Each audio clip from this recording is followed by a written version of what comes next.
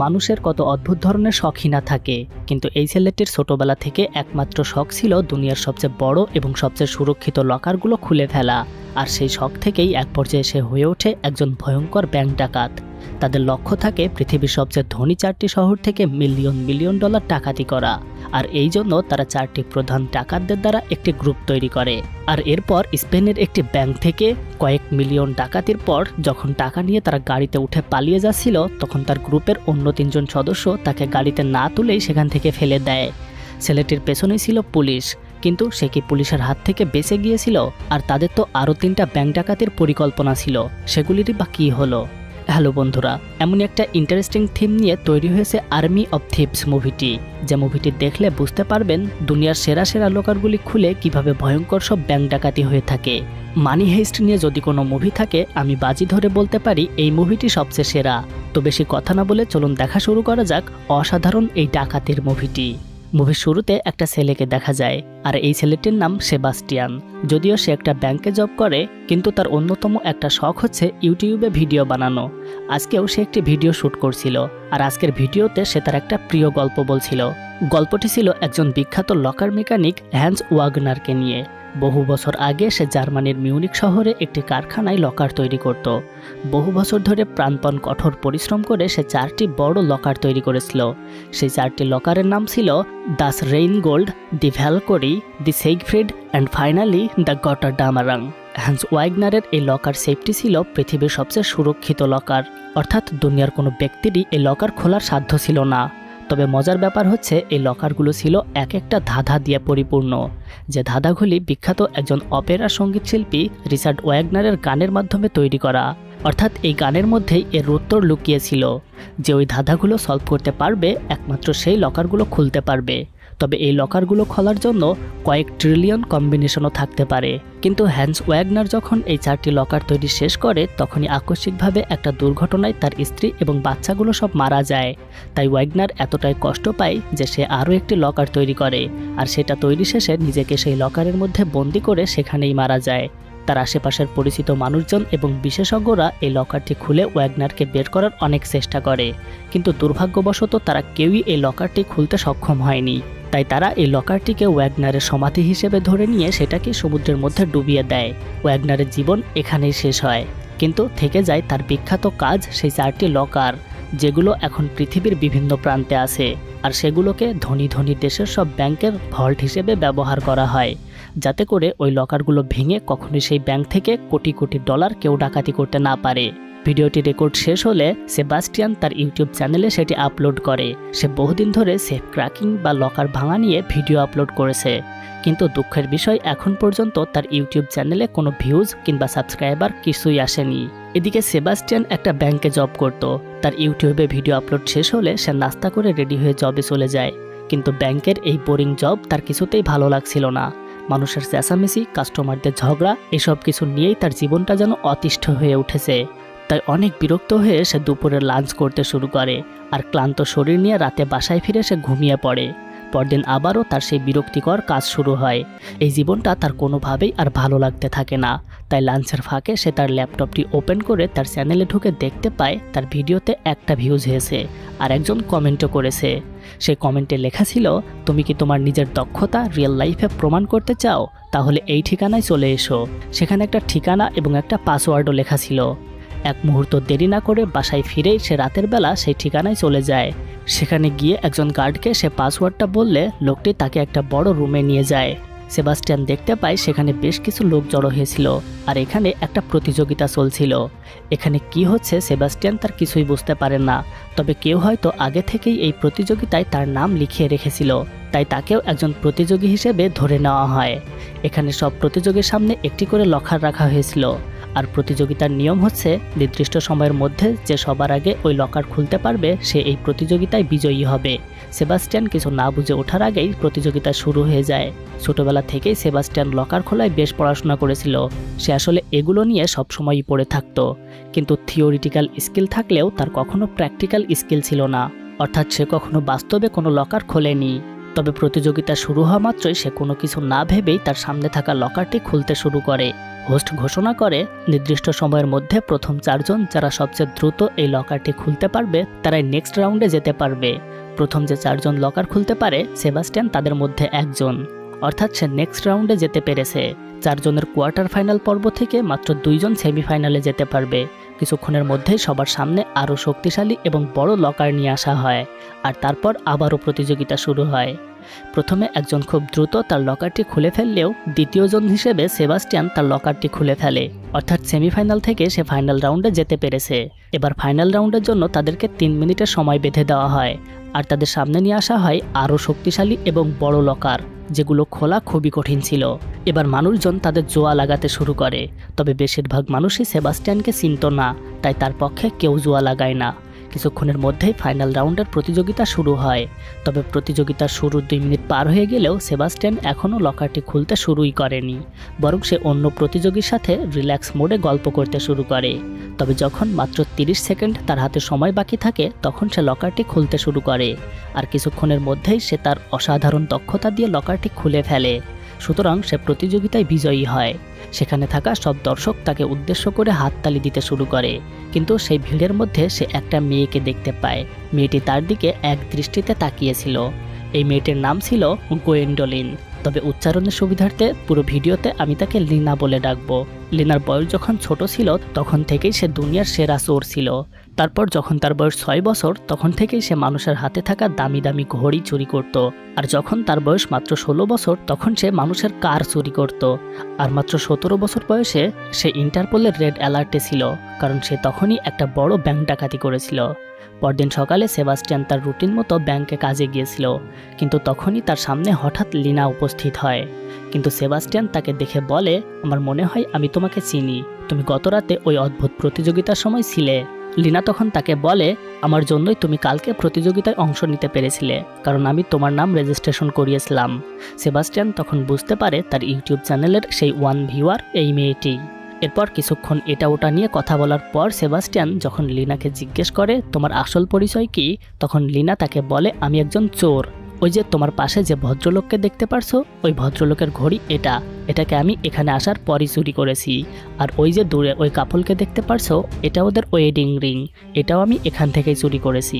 সে আরও বলে, আমি ইন্টারপোলের রেড অ্যালার্ট খাওয়া মেয়ে, কিন্তু আমার লক্ষ্য আরও বড়। আমি জানি এই দুনিয়ায় তোমার থেকে হ্যান্স ওয়াগনার সম্পর্কে আর কেউ বেশি জানে না, তাই আমি তোমাকে এখন অফার দিতে চাচ্ছি। যদি তুমি তোমার ওই বোরিং জব ছেড়ে আমার সাথে জয়েন করো তাহলে তুমি রাতারাতি কোটিপতি হয়ে যাবে, আর সবচেয়ে বড় কথা তুমি তোমার দক্ষতাকে প্রমাণ করার সুযোগ পাবে।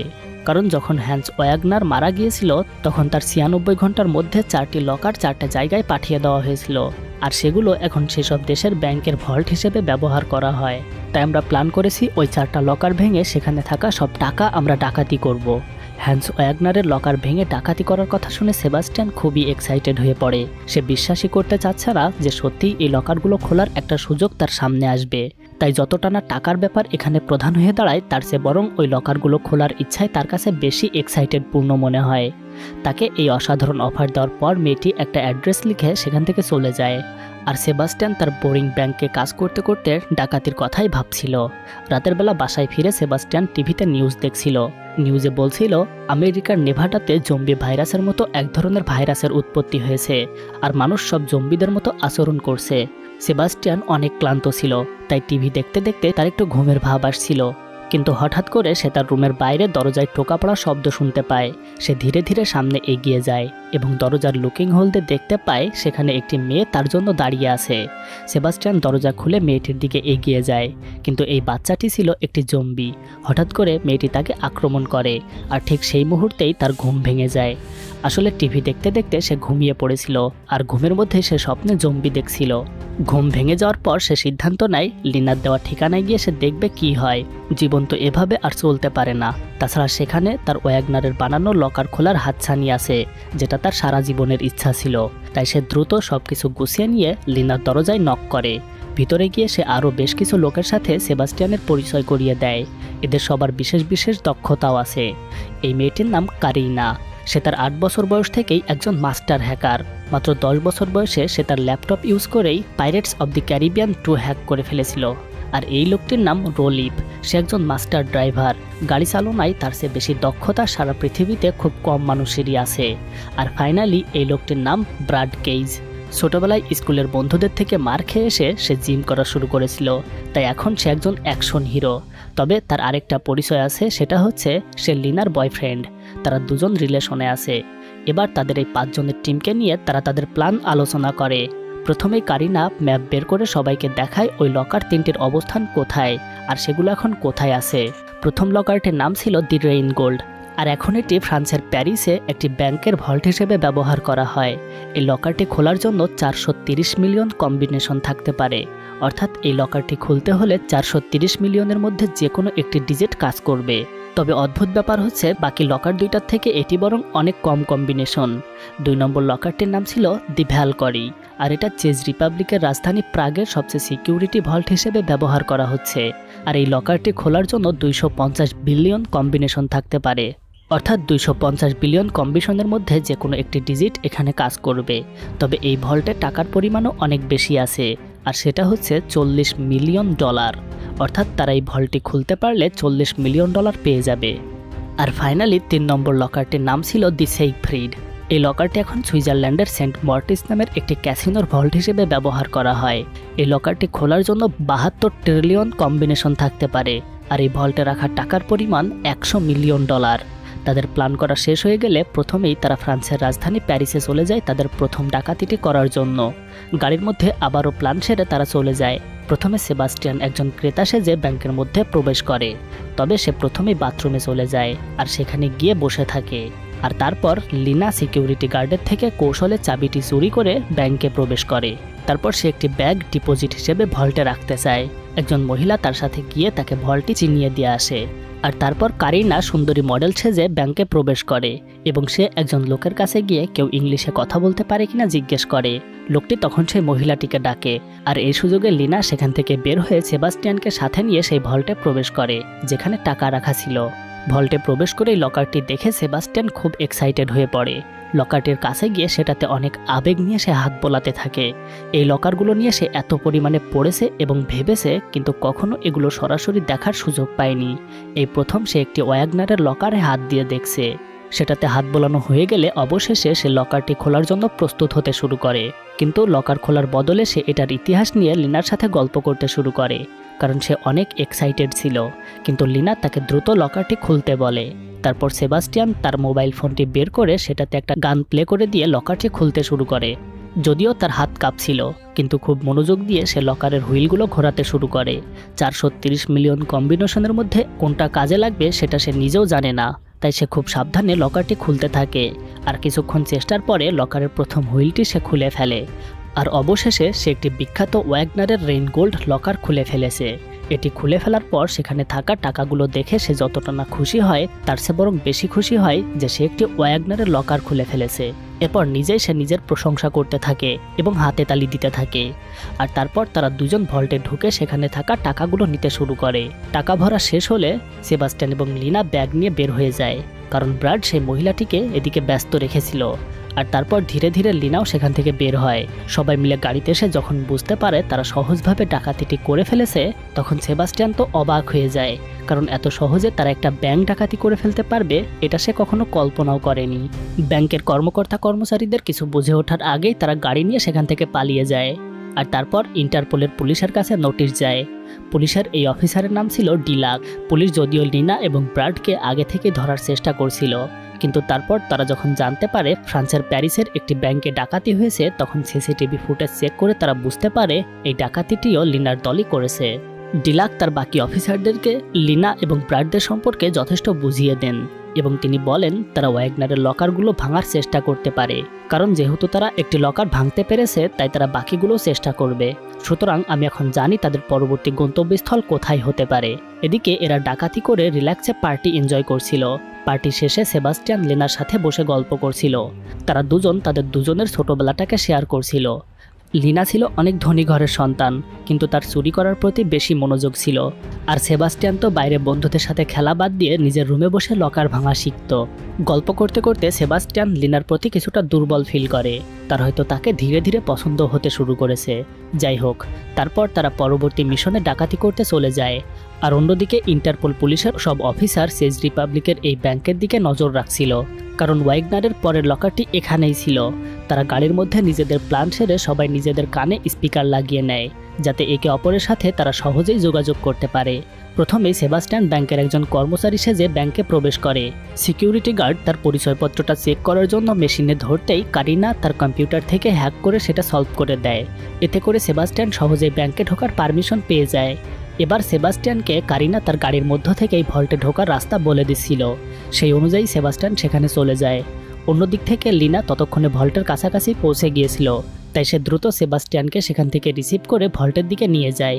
কিন্তু সেবাস্টিয়ানের যাওয়া সিসিটিভি ক্যামেরাতে একজন সিকিউরিটি গার্ড দেখে ফেলে, তাই তারা দ্রুত তাদের কাছে আসে তারা সত্যি এখানকার কোনো কর্মকর্তা কিনা এটা চেক করার জন্য।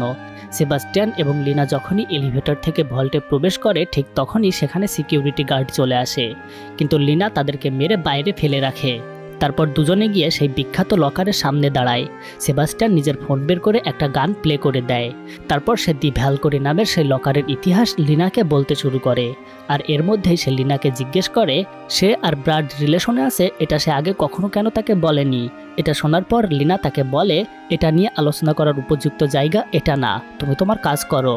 কিন্তু সেবাস্টিয়ান জানতো না তাদের কথা ব্রাড এবং অন্যরাও শুনতে পারছিল। সে লিনাকে ভালোবাসার ইতিহাস শোনানোর সময় সে তার প্রতি দুর্বলতা প্রকাশ করে, আর ব্রাড এটা শুনতে পেয়ে তার অনেক রাগ হয়, কারণ লিনা তার গার্লফ্রেন্ড ছিল। এদিকে ইন্টারপোলের পুলিশরা এখনও সেই ব্যাংকের দিকে নজর রেখেই যাচ্ছিল, কিন্তু এতক্ষণও যখন তারা কাউকে সেখানে দেখতে না পায় তখন তারা নিজেরাই ব্যাংকের ভেতরে ঢোকে। আর তারপর ব্যাংকের কর্মকর্তাদের কাছে নিজেদের পরিচয় দিয়ে তারা সেই ভল্টে প্রবেশ করে, কিন্তু সেখানে গিয়ে তারা কাউকেই দেখতে পায় না। আর এই লকারটিও ওয়াগনারের লকার ছিল না, তাই তারা বুঝতে পারে তারা আসলে ভুল ব্যাংকে চলে এসেছে। তাই দ্রুত করে সেই সঠিক ব্যাংকের দিকে তারা যাওয়া শুরু করে। এদিকে সেবাস্টিয়ান এবং লিনা যখন ব্যাংকের ভল্ট খুলছিল তখন ব্রাড তার মুখে মাস্ক পরে ব্যাংকের মধ্যে প্রবেশ করে এবং সবাইকে গুলির ভয় দেখিয়ে সে এক জায়গায় জড়ো হতে বলে এবং সেখানে থাকা সিকিউরিটি গার্ডের লোকদের সাথে সে ফাইট করা শুরু করে। ব্রাড নিজের ব্যাগটি ক্যাশিয়ারের কাছে দিয়ে ব্যাগে টাকা ভরতে বলে। আর এদিকে সেবাস্টিয়ান লকারটি খুলতে শুরু করেছিল, কিন্তু সে যখন প্রথমবার চেষ্টা করে তখন সে লকারটি তার উপস্থিতি বুঝতে পেরে প্রথমবারের জন্য সেটা লক করে দেয়। অর্থাৎ এবার সেবাস্টিয়ান যদি কোনো রকম ভুল করে তাহলে এই লকারটি আজীবনের জন্য লকড হয়ে যাবে। কিন্তু তার সৌভাগ্য ছিল যে সে প্রথমেই ভালোভাবে সেটা খুলতে পেরেছিল। আর এভাবে সে একের পর এক মোট 4টা হুইল সঠিকভাবে খুলে সেই ভল্টটি অবশেষে খুলে ফেলেছিল। তারপর সেখানে থাকা মিলিয়ন মিলিয়ন ডলার দেখে দুজনেই খুশিতে একে অপরকে জড়িয়ে ধরে। তারা চুমু খেতেই যাচ্ছিল, কিন্তু এর মধ্যে কারিনা কথা বলে ওঠাই সেটা আর হয় না। তারপর দ্রুত তারা ব্যাগে টাকা ভরে পালাতে শুরু করে। কিন্তু অন্যদিকে ব্রাড পালাতে গেলে তার কাঁধে একটা গুলি লাগে। তারপরও তার ভাগ্য ভালো থাকায় সে সেখান থেকে পালিয়ে আসতে পারে। সেবাস্টিয়ান এবং লিনা ব্যাংকে থাকা অন্য মানুষদের সাথে পালিয়ে আসে। তারপর তারা ব্যাংক দুইটা গাড়িতে উঠিয়ে দেয় এবং লিনা গাড়িতে উঠে পড়ে। কিন্তু সেবাস্টিয়ান যখন উঠতে যায় তখন ব্রাড তার হাত ধরে এবং অবশেষে তাকে গাড়ি থেকে ফেলে দেয়। সেবাস্টিয়ানের পিছনেই পুলিশ ধাওয়া করে আসছিল। সে দ্রুত দৌড়াতে শুরু করে। তারপর একজনের সাইকেল নিয়ে সে সেখান থেকে পালিয়ে যায়। ইন্টারপোলের ডিলাক্স সহ সব পুলিশ চেষ্টা করেও সেবাস্টিয়ানকে ধরতে পারে না। সে একটা ট্রেনে উঠে সেই শহর থেকে নিরাপদে পালিয়ে যায়। এদিকে সেবাস্টিয়ানকে গাড়ি থেকে ফেলে দেওয়ায় এদের মধ্যে দ্বন্দ্ব শুরু হয়। লিনা ব্রাডের সাথে ঝগড়া করতে শুরু করে এবং এক পর্যায়ে সে তাকে রেখেই এখান থেকে চলে যেতে চায়, যদিও ব্রাড তাকে যেতে দিতে চায় না। কিন্তু তারপরেও লিনা তার সাথে ব্রেকআপ করে গাড়ি থেকে নেমে যায়। লিনাকে নেমে যেতে দেখে কারিনাও সাথে সাথে নেমে আসে এবং তার সাথে যেতে চায়। সেবাস্টিয়ান ভরাক্রান্ত হৃদয় নিয়ে তার সেই বেসমেন্টের বাড়িতে ফিরে আসে এবং আবার তার সেই বোরিং জবের জন্য সে প্রস্তুতি নেয়।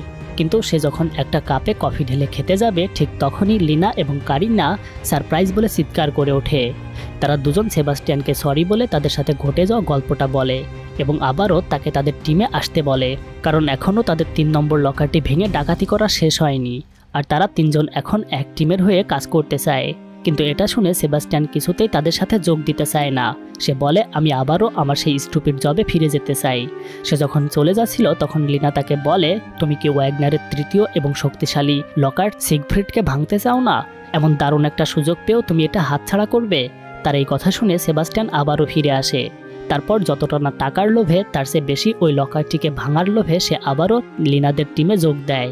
তারপর তারা 3 নম্বর লকার অর্থাৎ সিগফ্রিড খোলার প্ল্যান করতে শুরু করে, যেটা কিনা সুইজারল্যান্ডের একটা ক্যাসিনোর ভল্ট হিসেবে ব্যবহার করা হয়। আর সেই ভল্টে ছিল $100 মিলিয়ন। এদিকে ইন্টারপোলের অফিসার ডিলাক খুবই বিরক্ত হয়ে ইউটিউবে একটি ভিডিও দেখছিল, আর তখনই হঠাৎ করে তার সামনে সেবাস্টিয়ানের ভিডিওটি আসে। সে দেখতে পায় এই ছেলেটি ওয়াগনারের লকার খোলার ভিডিও বানায়, আর তাকে দেখে সিসিটিভি ফুটেজে থাকা সেই ছেলেটার কথা মনে পড়ে যায়। তাই সে বুঝতে পারে সেবাস্টিয়ান এই ডাকাত ছেলেটিই হবে। আর এবার সে এটাও বুঝতে পারে তারা কোথায় ডাকাতি করতে যাবে। তাই সে তার টিমকে নিয়ে সেই ক্যাসিনো পাহারা দিতে শুরু করে, কিন্তু ক্যাসিনোতে এখনও সেই টাকাগুলো এসেই পৌঁছায়নি। আসলে ওই টাকা ওয়াগনারের সেই বিখ্যাত লকারে করে নিয়ে আসা হচ্ছে। তাই লিনা এবং সেবাস্টিয়ান কৌশলে ওই গাড়িতে উঠে পড়ে এবং গার্ড ও ড্রাইভারকে মেরে গাড়ি থামিয়ে তারা তাদের পোশাক পরে নেয়। আর এদিকে কারিনা রাস্তা পাহারা দিতে থাকে। লিনা ড্রাইভ করে আর সেবাস্টিয়ান সেই লকার খোলার চেষ্টা করতে শুরু করে। সে প্রতিবারের মতো প্রথমেই তার ফোন বের করে একটা গান প্লে করে লিনার সাথে সিগফ্রিড লকার তৈরির ইতিহাস বলতে শুরু করে। এই লকারটি খোলা এতটাই কঠিন ছিল যে এটা খোলার জন্য 72 ট্রিলিয়ন কম্বিনেশন থাকতে পারে। তাই সেবাস্টিয়ান খুব মনোযোগ দিয়ে সেটা খুলতে শুরু করে। আর এদিকে ব্রাড আর রলিভ জানতো তারা কোথায় এখন ডাকাতি করার চেষ্টা করবে, তাই তারাও ওই লকারটি নিয়ে আসার জন্য অপেক্ষা করছিল। তারা রাস্তায় একটা কারের মধ্যে বসেছিল, কিন্তু কারিনা হঠাৎ করে তার ল্যাপটপের স্ক্রিনে দেখতে পায় ব্রাডের ফোনের লোকেশন দেখাচ্ছে। সে বুঝতে পারে ব্রাড এখানেই আছে, তাই তাকে ধরার জন্য সে বের হয়। আর ওই মুহূর্তেই ডিলাক জানতে পারে ডাকাতরা ওই গার্ডদেরকে মেরে লকারের গাড়িটি ছিনিয়ে নিয়েছে। তাই তারা দ্রুত গাড়িতে করে সেটা নিয়ে আসতে যায়। তাদের বের হতে দেখে ব্রাড এবং রলিপো তাদের পিছনে ধাওয়া করে, কিন্তু কারিনা পুলিশের হাতে ধরা পড়ে যায়। পুলিশ তাকে ডাকাতি সম্পর্কে জিজ্ঞেস করে, তবে সে কিছুতেই মুখ খোলে না। তারা কারিনাকে গাড়িতে তুলে নিয়ে চলে যায়। সেবাস্টিয়ান এতক্ষণে ওই লকারের 7টা হুইলের মধ্যে 6টা খুলে ফেলেছিল, আর অবশেষে অনেক চেষ্টা করে সেই 7 নম্বর হুইলটিও সে খুলে ফেলতে সক্ষম হয়। আর তারপর সে এতই খুশি হয় যেন ভিতরে থাকা $100 মিলিয়ন তার কাছে কিছুই না। সে চিৎকার করে নিজেকে মাস্টার বলে ঘোষণা দিতে শুরু করে। এরপর লিনা এক জায়গায় গাড়িটি থামায়। লিনা তার কাছে আসলে সেবাস্টিয়ান তাকে বলতে শুরু করে একজন মানুষ ঠিক কতটা জিনিয়াস এবং বুদ্ধিমান হলে এই 4টি লকার তৈরি করতে পারে আমি এখন সেটা উপলব্ধি করতে পারছি। অথচ তার এই বিরাট কাজকে পৃথিবীর মানুষ কখনোই মূল্যায়ন করেনি। এমনকি সে নিজেও তার কাজকে মূল্যায়ন না করে নিজেকে একটি লকারের মধ্যে বন্দি করে আত্মহত্যা করে। এগুলো বলতে বলতে সে লকারটি খুলতে শুরু করে। তারপর তার ভিতরে $100 মিলিয়ন দেখে তারা দুজনেই অনেক খুশি হয়। তারা যখন সব টাকাগুলো ব্যাগে ভর্তি করছিল ঠিক তখনই সেখানে ব্রাড আর রলিভ এসে পৌঁছায়। প্রথমে সে সেবাস্টিয়ানকে গুলি করে মেরে ফেলতে চায়, কিন্তু তার পিস্তল দিয়ে কোনো বুলেট বের হয় না, কারণ লিনা আগে থেকেই সেখান থেকে বুলেট সরিয়ে রেখেছিল। এই সুযোগে লিনা তার কাছে থাকা পিস্তল বের করে ব্রাডের দিকে তাক করে ধরে। তাই ব্রাডের আর কিছুই করার থাকে না। লিনা তাদের দুইজনকে ওই গাড়ির সাথে বেঁধে ব্রাডের গাড়িটা নিয়ে পালিয়ে যায়। আর কিছুক্ষণ পরেই ইন্টারপোলের পুলিশ ডিলাক এসে ব্রাডকে মারতে শুরু করে। এরপর লিনা সেবাস্টিয়ানকে নিয়ে একটি লেকের কাছে আসে সেখান থেকে পালিয়ে যাওয়ার জন্য, কিন্তু গাড়ির মধ্যে সেবাস্টিয়ান লিনাকে বলতে শুরু করে সে তাকে অনেক পছন্দ করে। তখন লিনাও বলে আমিও তোমাকে অনেক পছন্দ করি। তারপর গাড়ি থেকে নেমে তারা দুজন যখন নৌকা নিয়ে পালিয়ে যেতে যাবে ঠিক সেই মুহূর্তে তাদের ডিলাক এবং তার টিম চলে আসে। সে পিছন থেকে তাদেরকে উদ্দেশ্য করে পিস্তল তুলে ধরে। লিনাও তাকে উদ্দেশ্য করে পিস্তল ধরে। ডিলাক তাদের দুজনকে আত্মসমর্পণ করতে বলে, কিন্তু লিনা তাকে টাকা অফার করে। সে বলে আমার কাছে 3 ব্যাগ ভর্তি টাকা আছে, তুমি চাইলে সেখান থেকে একটি ব্যাগ আমরা তোমাকে দিয়ে দিব, আর এর বিনিময়ে তুমি আমাদেরকে যেতে দিবে। কিন্তু ডিলাক সেই টাকা প্রত্যাখ্যান করে বলে তোমাদের টাকা আমার দরকার নেই, তোমরা শীঘ্রই আমার কাছে আত্মসমর্পণ করবে।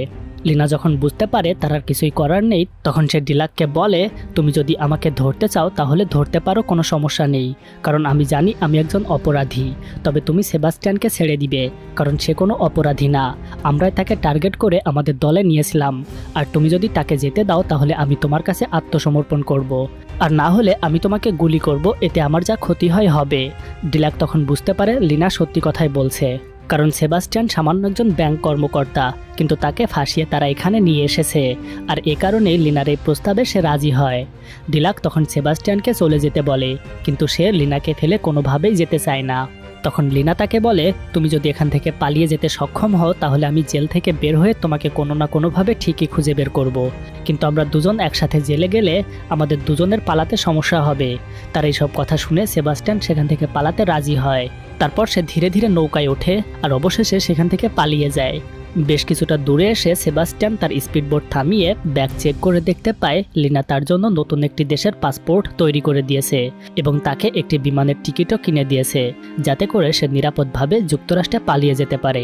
এছাড়া লিনা নিজের জন্য একটি পাসপোর্ট বানিয়ে রেখেছিল আর তারা দুজন একই গন্তব্যে যাচ্ছিল, অর্থাৎ লিনা সেবাস্টিয়ানকে নিয়ে যুক্তরাষ্ট্রে যেতে চাইছিল। এগুলো দেখে সে বুঝতে পারে লিনা সত্যিই তাকে ভালোবেসে ফেলেছিল আর বাকিটা জীবন তার সাথেই কাটাতে চেয়েছিল। এরপর কয়েক বছর পরের ঘটনা দেখানো হয়। সেবাস্টিয়ান যুক্তরাষ্ট্রে এসে একটি লকার মেকানিকের দোকানে চাকরি নিয়েছিল। সে যখন কাজ করছিল তখন সেখানে একটি লোক একটা লকার খোলার জন্য লোক ভাড়া করতে এসেছিল, আর এই লকারটি ছিল হ্যান্স ওয়াগনারের আরেকটি মাস্টারপিস গটারড্যামরাং। হ্যালো বন্ধুরা, এই অসাধারণ মুভিটি এখানেই শেষ হয়ে যায়। তবে এই মুভিটির আরেকটি পার্ট আছে, যে মুভিটার নাম আর্মি অব দি ডেড, সেটিও আরেকটি মাস্টারপিস মুভি। এই মুভিটা যদি ভালো লাগে তাহলে কমেন্ট করে জানাতে পারেন। আর এই মুভিটিতে 5000 লাইক হলে আমি পরবর্তী মুভিটি এক্সপ্লেইন করব। তো ততদিন পর্যন্ত সুস্থ থাকবেন, ভালো থাকবেন।